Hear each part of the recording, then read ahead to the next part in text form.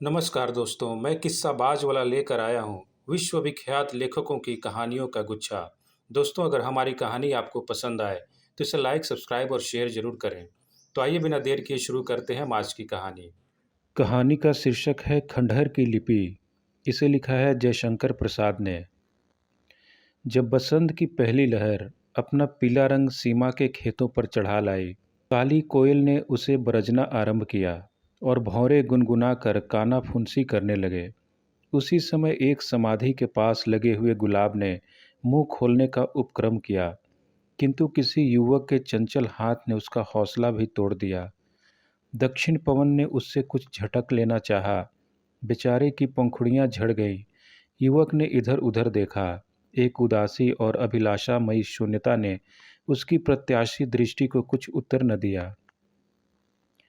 बसंत पवन का एक भारी झोंका हा हा करता उसकी हंसी उड़ाता चला गया।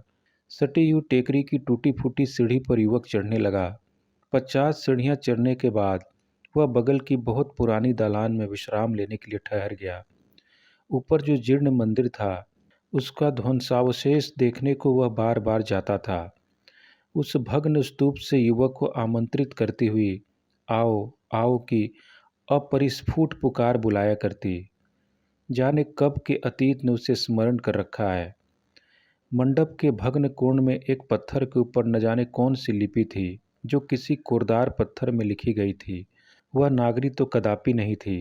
युवक ने आज फिर उसी ओर देखते देखते उसे पढ़ना चाहा।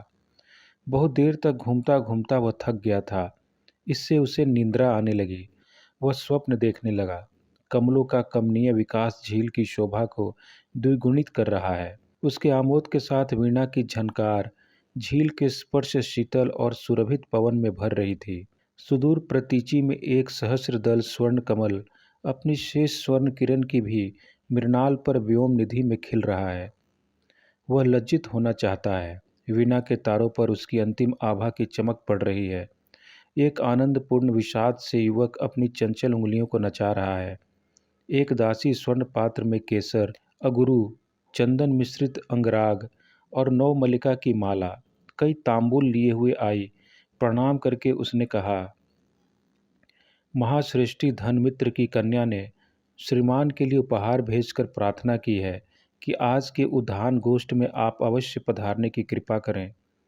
आनंद विहार के समीप उपवन में आपकी प्रतीक्षा करती हुई कामनी देवी बहुत देर तक रहेंगी। युवक ने विरक्त होकर कहा, अभी कई दिन हुए हैं, मैं सिंघल से आ रहा हूँ। मेरा पोत समुद्र में डूब गया है। मैं ही किसी तरह बचा हूँ। अपनी स्वामिनी से कह देना कि मेरी अभी ऐसी अवस्था नहीं है कि मैं उपवन के आनंद का उपभोग कर सकूँ। तो प्रभु, क्या मैं यही उत्तर दे दूँ? दासी ने कहा, हाँ, और यह भी कह देना कि तुम सरीखी अविश्वसनीय स्त्रियों में से मैं और भी दूर भागना चाहता हूँ, जो प्रलय के समुद्र की प्रचंड आंधी में एक जर्जर पोत से भी दुर्बल और उस डुबा देने वाली लहर से भी भयानक है।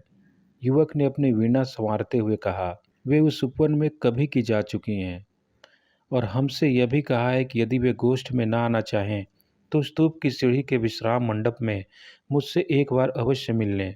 मैं निर्दोष हूँ, दासी ने सविनय कहा। युवक ने रोष भरी दृष्टि से देखा। दासी प्रणाम करके चली गई। सामने का एक कमल संध्या के प्रभाव से कुम्हला रहा था। युवक को प्रतीत हुआ कि वह धन मित्र की कन्या का मुख है। उससे मकरंद नहीं, अश्रु गिर रहे हैं। मैं निर्दोष हूँ, यही भौरे भी गूंज कर कह रहे हैं।